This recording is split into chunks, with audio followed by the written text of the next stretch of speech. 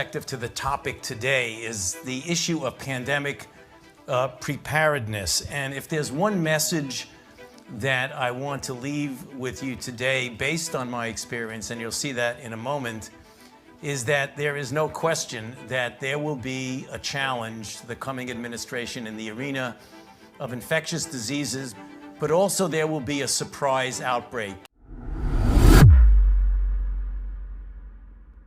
I don't know how many times I can say it, Madam Chair. We did not fund gain-of-function research to be conducted in the Wuhan Institute of Virology. Anyway, so let me just go on about NIH lifts funding pause on gain-of-function research that might be anticipated to create, transfer, or use enhanced potential pandemic pathogens. I don't think this is going to be foolproof. Things are going to slip through. If it may have been a lab, may have been nature, we're supposed to look forward, then why did Dr. Fauci work so hard for just one of those theories?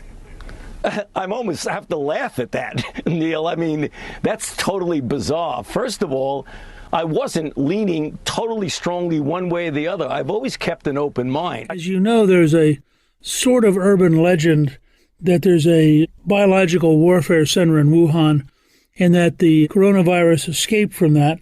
Did you have any sense of where it probably came from? I think ultimately we know that these things come from an animal reservoir. I've heard these conspiracy theories, and like all conspiracy theories, they're just conspiracy theories. I wasn't leaning totally strongly one way or the other. I've always kept an open mind. Right now, people should not be walking. There's no reason to be walking around with a mask. Should you be wearing 2 masks or 1 mask? I often myself wear 2 masks.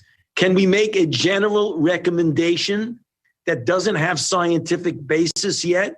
No. Please wear a mask. The chances of my getting infected in an indoor setting is extremely low. And that's the reason why in indoor settings now, I feel comfortable about not wearing a mask because I'm fully vaccinated. When you're in a congregate indoor setting, wear a mask. First of all, I didn't recommend locking anything down. I went with Dr. Birx into the president and said, 15 days are not enough. We need to go 30 days. Obviously, there were people who had a problem with that because of the potential secondary effects. Nonetheless, at that time, the president went with the health recommendations, and we extended it another 30 days. First of all, I didn't recommend locking anything down. So the worst possible thing you could do is vaccinate somebody to prevent infection and actually make them worse. This would not be the first time, if it happened, that a vaccine that looked good in initial safety actually made people worse. Well, the latter part of what you just said is untrue. You don't get worse results from vaccinating. She really has the flu. She definitely doesn't need a flu vaccine. The optimal degree of protection when you get infection is to get vaccinated after infection. Because the best vaccination is to get infected yourself. The optimal degree of protection when you get infection is to get vaccinated after infection. She really has the flu. She definitely doesn't need a flu vaccine. So if you're saying, are we out of the pandemic phase in this country? We are.